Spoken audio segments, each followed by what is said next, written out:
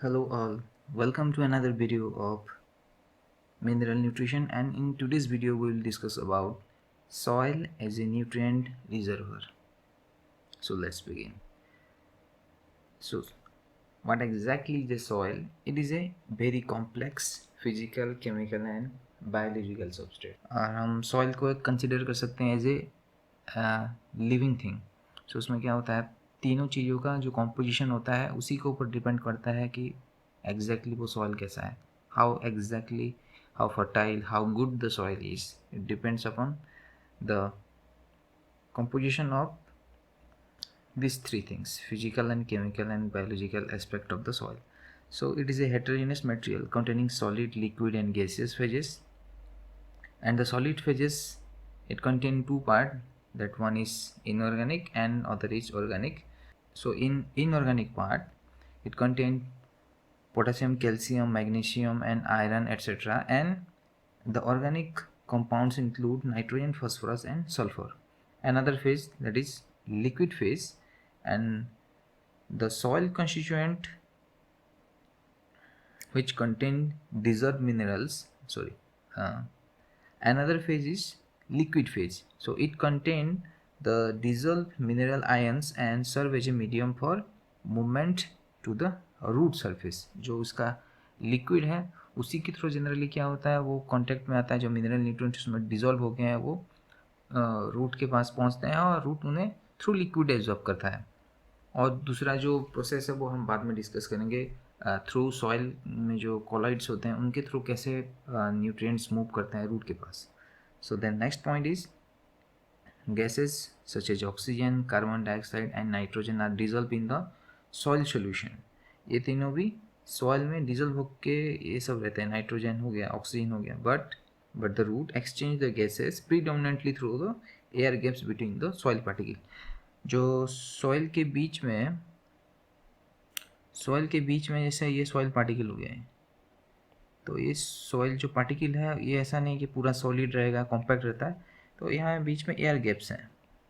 यहाँ पे रूट्स आएगा, सपोज ये रूट्स है, यहाँ पे रूट्स फैला हुआ है, तो इसमें एयर गैप्स हैं. इसमें अभी जो बीच बीच में एयर गैप्स हैं हियर. तो ये जो एयर गैप्स हैं, through this air gaps the root exchange gases. Soil constitute a diverse ecosystem in which plant roots and microorganism compete strongly for mineral nutrients. तो यहाँ पे क्या है, सॉइल में जो एक इकोसिस्टम होता है, जो उसमें ये ऑर्गेनिक, इनऑर्गेनिक, इन चीज़ों के अलावा और एक चीज़ होता है जो सबसे उसमें इम्पोर्टेंट है, वो है माइक्रो ऑर्गेनिजम्स. सो उन्हीं के थ्रू क्या होता है, जब अगर कुछ जो वेदरिंग होता है सॉइल में, जो उसको बोलते हैं क्या, जो सक्सेशन पीरियड में होता है, इकोलॉजी में आपने पढ़ा होगा. तो सक्सेशन में क्या होता है, जब एक जगह पे कुछ वहाँ पे न्यूट्रिएंट्स अवेलेबल नहीं है, तो उसमें न्यूट्रिएंट्स अवेलेबल करवाने का काम होता है माइक्रो ऑर्गेनिजम्स का. क्योंकि वो क्या करते हैं, वो कंपाउंड्स को, जो कॉम्प्लेक्स कंपाउंड्स हैं उनको ब्रेक डाउन करके उन्हें सिंपलर फॉर्म में that can easily absorb by the plants. तो यहाँ पे और एक चीज़ है, कंपटीशन भी वहाँ पे बढ़ जाता है, क्योंकि माइक्रो ऑर्गेनिजम्स को भी न्यूट्रिएंट्स चाहिए और प्लांट को भी न्यूट्रिएंट चाहिए. तो वहाँ पे क्या होगा, दोनों के बीच में एक कंपटीशन होगा. और बहुत सारा केसेस में क्या होता है, प्लांट्स और माइक्रो ऑर्गेनिज्म मिलके दोनों का एक बीच में एक सिम्बायोटिक रिलेशनशिप भी बन जाता है. तो उसमें क्या होता है, जो प्लांट वो हेल्प करता है माइक्रो ऑर्गेनिज्म को और माइक्रो ऑर्गेनिज्म हेल्प करता है प्लांट को, दोनों बेनिफिटेड होते हैं. So then the soil contain inorganic and organic soil particle called colloids. So ये जो कॉलॉइड्स है ये सबसे ज़्यादा इम्पोर्टेंट पॉइंट है सॉइल में, क्योंकि यही क्या करता है, through this colloids what happens, the root exchange mineral with the soil. जो सॉइल में जो मिनरल्स होता है वो कॉलॉइड्स के सरफेस में रहता है. ये हम इसे कह सकते हैं सबसे छोटा पार्टिकल, सबसे छोटा पार्टिकल कह सकते हैं उसे, क्योंकि सॉइल का जो कंपोजिशन होता है वो डिपेंड करता है उसमें कैसा कैसा साइज का, क्या क्या टाइप का मटेरियल है. जैसे यहाँ पे हो गया gravel, sand, gravel, quartz sand, fine sand, slit and clay. लेकिन हम जनरली उसको 3 कैटेगरी में डिवाइड करते हैं, वो होता है सैंड, स्लिट एंड क्ले. तो ये तीनों का जो कंपोजिशन है इन्हीं के ऊपर डिपेंड करता है कि वो सॉइल कितना फर्टाइल है कितना नॉन फर्टाइल है, क्योंकि टेक्सचर हो गया, उसका स्ट्रक्चर हो गया, उसका कंपोजिशन हो गया, उसी के ऊपर डिपेंड करता है कि वो न्यूट्रिएंट कितना प्रॉपरली होल्ड कर पाता है कि नहीं पाता है। जैसे सैंड का एग्जांपल देते हैं, सैंड में क्या होता है, उसका वाटर रिटेंशन कैपेसिटी भी कम होता है और उसमें न्यूट्रिएंट का रिटेन करने का कैपेसिटी भी कम होता है, उसमें लीचिंग होने का चांसेस बहुत ज़्यादा रहता है। सो सॉइल कॉलेट्स क्या करते हैं, they retain the nutrients for release into the soil solution where they are available for offtake by roots। तो यहाँ पे सॉइल का जो कॉलेट्स हैं उनका बहुत ज़्यादा इंपॉर्टेंट रोल है। And soil colloids serve to maintain a reservoir of soluble nutrient in the soil. So generally क्या होता है, जो सॉइल में जो कॉलेट्स होते हैं वो उन्हीं के सरफेस के साथ जो न्यूट्रिएंट्स हैं वो इंटरेक्ट करते हैं। वो कैसे करते हैं उसके नेक्स्ट स्लाइड्स में देखेंगे हम। Then soil consist predominantly of sand, sleet and clay which are differentiated on the basis of particle size। जैसे यहाँ पे है ग्रेवल का सबसे ज़्यादा बड़ा है वो greater than 2 mm, then coarse sand इसका साइज है 0.2 से 2 mm का, then fine sand होता है 0.02 से 0.2 mm साइज का, स्लिट है 0.002 से लेके 0.02 mm। जो क्ले होता है वो क्या होता है, स्मॉलर देन 0.002 से स्मॉलर होगा जो क्ले होगा। सो अगर यहाँ पे एक चीज़ है, अगर हम किसी चीज़ का साइज अगर कम कर देते हैं उसका सरफेस एरिया बढ़ेगा कि नहीं बढ़ेगा, मतलब कम होगा या ज़्यादा होगा। इसको एक्सप्लेन करने के लिए एक एग्जांपल लेते हैं। सपोजली हम ब्रेड और बटर हर किसी ने खाया होगा, तो हम एक लेते हैं ब्रेड का एक बड़ा पीस, ठीक है, यहाँ पे ये हो गया ब्रेड। अभी बटर बहुत लोगों को पसंद होता है, बहुत लोगों को पसंद नहीं होता। तो अभी सपोजली हमें इस पे क्या करना है, बटर लगाना है, ठीक है। तो हम इस बटर लगा देते हैं, इसमें इस साइड पे पूरा बटर लगा के मस्त सा एकदम बटर लगा के खाना है इसको। तो अभी इसमें बटर लग गया, तो इसमें कौन सा साइड रह गया, यहाँ इस साइड में एक साइड रह गया, इसका बैक साइड रह गया और नीचे, ठीक है। एक साइड हो गया ये, एक साइड हो गया ये, एक साइड ये इधर तो लग गया, ठीक है। तो इतना साइड्स पे लग गया है। तो अगर हम इसको अगर पीस बाय पीस अभी छोटा छोटा कर दें, यहाँ से ऐसे ऐसे इसको हम अगर काट दें, तो यहाँ पे क्या होगा, यहाँ पे देखते हैं अभी इसमें क्या हुआ, ये हो गया। जिन लोग का आंसर यस है, सरफेस एरिया बढ़ेगा, वो तो समझ गए होंगे, लेकिन जिनको समझ में नहीं आया उनको मैं एक्सप्लेन कर देता हूँ। तो इसमें अभी क्या होगा, सपोज ये 2 पीस अभी हम एग्जांपल के लिए ले लेते हैं, ठीक है।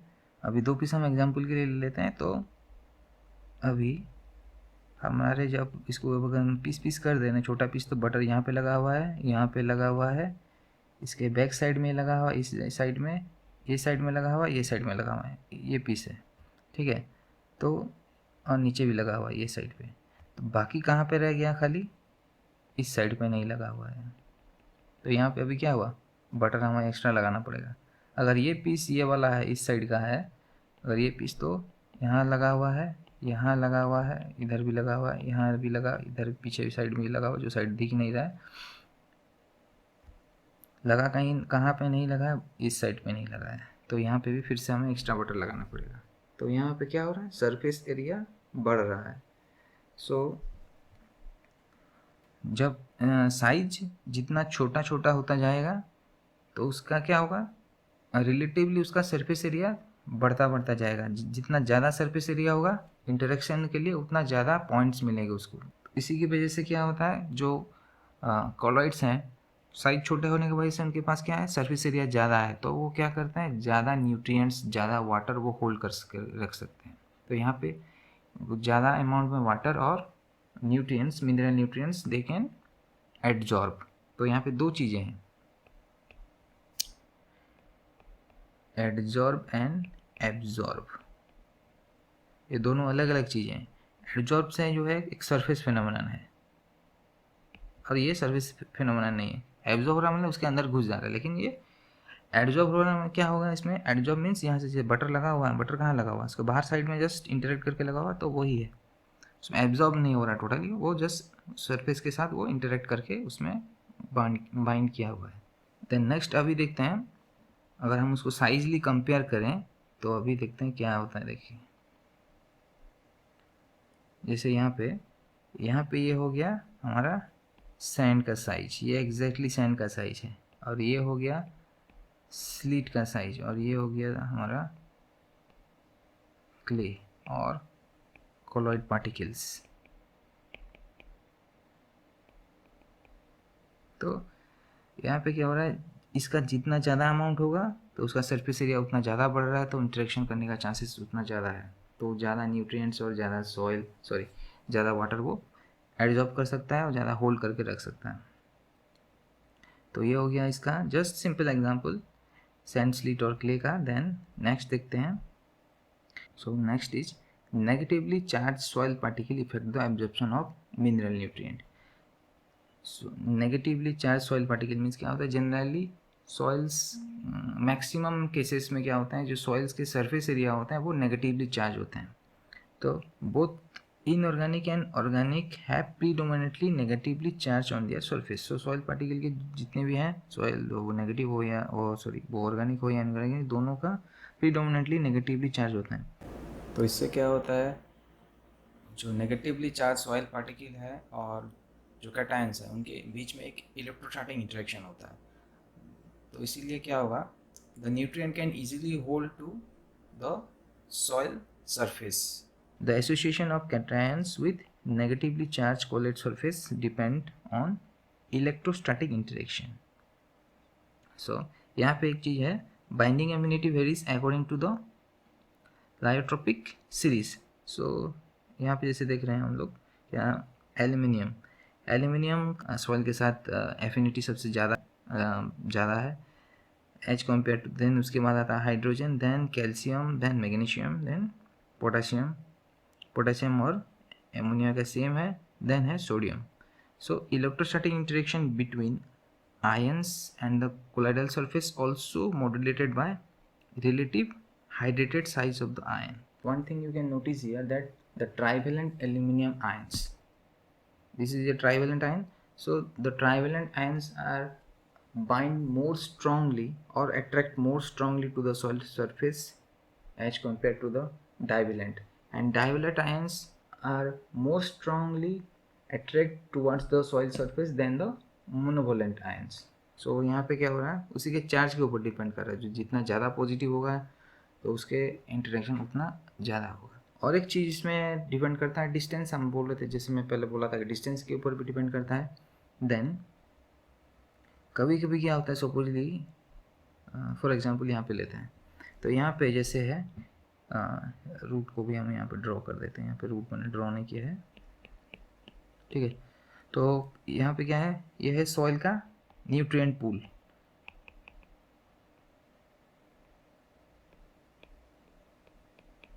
ठीक है, ये यहाँ पे न्यूट्रिएंट पूल है, यहाँ पे बहुत सारा न्यूट्रिएंट्स प्रेजेंट है। और यहाँ से क्या होता है, जब सपोजली ये सब आयंस हैं, ये सॉइल का है, ये सॉइल का सरफेस है, सॉइल सरफेस और कोलाइड सरफेस और जो भी, तो इसके साथ क्या हो रहा है, ये इंटरेक्शन कर रहा है, ये यहाँ पे टाइटली बाउंड हो के नहीं है। तो यहाँ पे डिपेंड क्या करता है, सपोजली ये वाला अगर यहाँ पे चला गया, सपोजली यहाँ पे चला गया और ये यहाँ पे चला गया, मतलब रूट ने इसको एब्जॉर्ब कर लिया, तो क्या होगा देन, यहाँ पे अगर ये रिप्लेस हो गया, यहाँ से ये रूट में चला गया, तो क्या होगा, यहाँ से कैल्शियम आयन होगा, दूसरा सब पोटेशियम आयन यहाँ जाके सॉइल में फिर जाके बाइंड हो जाएंगे। तो अगर सपोजली कुछ आयन है जो ज़्यादा मोर पॉजिटिव है, मतलब जैसे एल्यूमिनियम हो गया, एल्यूमिनियम का एफिनिटी ज़्यादा है सॉइल के लिए, तो उसको रिप्लेस करने के लिए क्या करना पड़ेगा, आइदर दूसरे एल्यूमिनियम से रिप्लेस होगा, आइदर वहाँ पे क्या हो सकता है, बहुत सारा अगर पोटेशियम आयन है, दूसरा कोई आयन है लेकिन उसका अमाउंट ज़्यादा होना चाहिए, अगर वो ज़्यादा अमाउंट में प्रेजेंट है, वो लोग क्या कर सकते हैं वहाँ पे उसको एल्यूमिनियम को, सपोज यहाँ पे एल्यूमिनियम है तो एल्यूमिनियम को रिप्लेस कर सकते हैं, ठीक है। तो यहाँ पे एक एल्यूमिनियम एक ही एल्यूमिनियम को रिप्लेस कर सकता था, लेकिन अगर इसको रिप्लेस करना है दूसरा आयन से तो उसका रिलेटिवली अमाउंट ज़्यादा अमाउंट में लगेगा, जैसे पोटेशियम हो गया। तो ये जितना एल्यूमिनियम होना चाहिए था ये 3 या 4 या 5 पोटेशियम मिलके इसके रिप्लेस कर सकते हैं, जिसको हम बोलते हैं mass action. And cation absorption is also reversible. So और एक चीज़ है, ions with a higher affinity is capable of displacing an ion lower in the series। वो क्या कर सकता है, अगर किसी का ज़्यादा है जैसे एल्यूमिनियम है वो इजीली रिप्लेस कर सकता है। इसको रिप्लेस करना मुश्किल है, एल्यूमिनियम को रिप्लेस करना मुश्किल है थ्रू के प्लस आयंस, बट के प्लस आयन को थ्रू एल्यूमिनियम रिप्लेस करना ईजी है, क्योंकि इसका एफिनिटी एल्यूमिनियम का एफिनिटी ज़्यादा है, तो ये इजीली रिप्लेस कर देगा बाकी लोग के। लेकिन इसको रिप्लेस करने के लिए हम लोग को जो बाकी सब आयंस यूज करेंगे उसमें ज़्यादा अमाउंट में लगेगा थ्रू द मास सेक्शन। और एक चीज़ है जैसे an ion with a lower affinity, ये चीज़ गलत है। तो ion with a lower affinity can if provided in sufficient quantity can also displace an ion with higher affinity by mass action। ज़्यादा अमाउंट में अगर दिया गया तो वो वहाँ पे इसको रिप्लेस कर सकता है। And this process of exchange between absorbed ions and ions in the solution is known as ion exchange। और ये एक बहुत इंपॉर्टेंट पॉइंट है सॉइल फर्टिलिटी डिसाइड करने में। इसी के ऊपर डिपेंड करता है कि वो सॉइल अच्छा है या बुरा है प्लांट के लिए। आयंस एब्जॉर्ब हो गया सपोजली रूट्स में and the ion in the solution.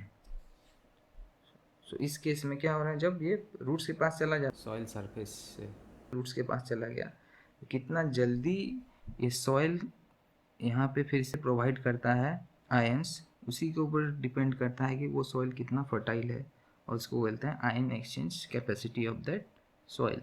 सो जितना अच्छा एक्सचेंज होगा तो प्लांट उतना रेपिडली एब्जॉर्ब कर पाएगा। सपोजली यहाँ पे ये प्लांट ने एब्जॉर्ब कर लिया ये सारा आयंस, ये जितना सारा आयंस है ये सब एब्जॉर्ब कर लिया।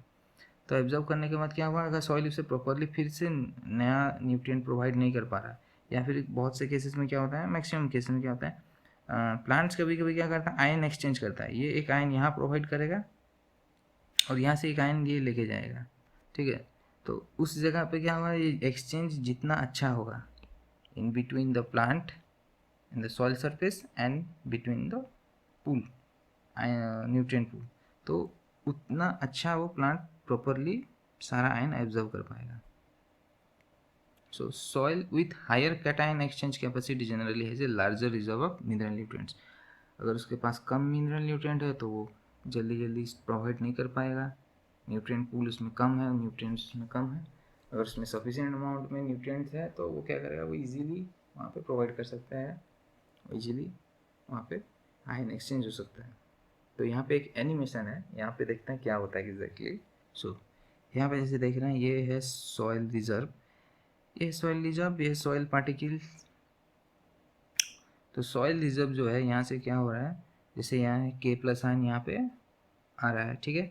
तो यहाँ पे कैल्शियम और पोटेशियम आयन मूव कर रहा है कहाँ पे, प्लांट्स में। प्लांट्स क्या कर रहा है, H प्लस आयन डोनेट कर रहा है सॉइल को, एक्सचेंज कर रहा है। तो यहाँ पे ये जो दो प्रोसेस हैं, एक फेज हो रहा है सॉइल और सॉइल पार्टिकल के बीच में, दूसरा एक्सचेंज हो रहा है सॉइल पार्टिकल और रूट के बीच में। तो ये जो दो प्रोसेस हैं यहाँ पे, ये दोनों कितना कोऑर्डिनेटली एक्सचेंज कर रहे हैं, जितना अच्छे से यहाँ पे एक्सचेंज होगा उतना अच्छा वो सॉइल होगा। क्योंकि अगर सपोजली यहाँ पे प्लांट ये सारा न्यूट्रिएंट्स अगर एब्जॉर्ब कर लेता है तो अगर सॉइल रिजर्वर में सफिशिएंट अमाउंट में न्यूट्रिएंट अवेलेबल है तो वो क्या करेगा, वो इमीडिएटली वहाँ से न्यूट्रिएंट्स वो भेज देगा। अगर सॉइल रिजर्वर में ही न्यूट्रिएंट्स कम है तो उसके पास क्या होगा, प्लांट एब्जॉर्ब करने के बाद सॉइल पार्टिकल के पास भेजने के लिए कुछ नहीं होगा।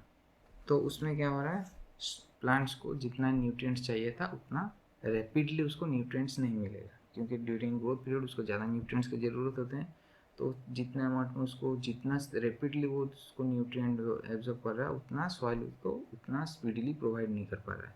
तो वहाँ पे क्या हो गया, एक कंट्रोल मैनर में सॉइल रूट्स में न्यूट्रिएंट प्रोवाइड करता है, लेकिन ये उसके लिए हमेशा बेनिफिशियल होगा ये मतलब नहीं है, क्योंकि अगर वो रैपिडली अवेलेबल कर पा रहा है न्यूट्रिएंट्स तो अच्छा है। अगर न्यूट्रिएंट्स रैपिडली अवेलेबल नहीं करा पाया प्लांट के लिए, ग्रोथ में प्रिवेंशन कर सकता है उसके लिए प्रॉब्लम क्रिएट कर सकता है। The nutrient those are negatively charged, they remain dissolved in the soil solution and tend to be readily leached out by percolating groundwater। तो उसमें अगर लिक्विड में अगर वो डिजॉल्व हो गया है तो जनरली उसमें लीचिंग होने के चांसेस बहुत ज़्यादा है। अगर सॉइल का अगर वाटर होल्डिंग कैपेसिटी अच्छा नहीं है तो वो क्या होगा, वो वहाँ से लीच हो जाएगा, मतलब जो बह जाएगा बोलते हैं। So then thus the anion exchange capacity of most agricultural soil is small as compared to cation exchange capacity। तो कैटायन के पास एडवांटेज क्या है, क्योंकि वो उसका उसका और जो सॉइल पार्टिकल का दोनों का चार्ज ऑपोजिट है, तो दोनों को बीच में इंटरेक्शन हो रहा है तो वहाँ पे होल्ड करके रहेगा। लेकिन इन केस ऑफ एनायन तो यहाँ पे क्या हो रहा है, दोनों का चार्ज सेम है, मतलब सॉइल पार्टिकल का भी सरफेस का चार्ज नेगेटिव है और जो न्यूट्रिएंट है उसका भी नेगेटिव है, तो दोनों के बीच में क्या हो रहा है, रिपल्सन हो रहा है। तो इसी की वजह से क्या होगा, जो न्यूट्रिएंट है, जो नेगेटिव न्यूट्रिएंट है वो क्या करेगा, वो सॉइल में बाइंड ना होकर वो सॉइल के सॉल्यूशन में उसमें वो डिज़ोल्व होकर रहेगा। तो इसीलिए चांसेस बहुत ज़्यादा है कि वो लीच होने का चांसेस बहुत ज़्यादा उसमें।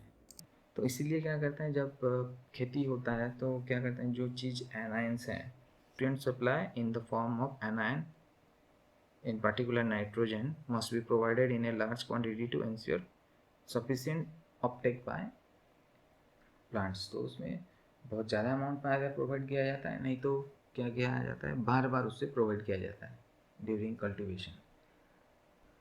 सो गैस इस वीडियो में बस इतना ही डिस्कस करेंगे। See you in the next video. Thank you.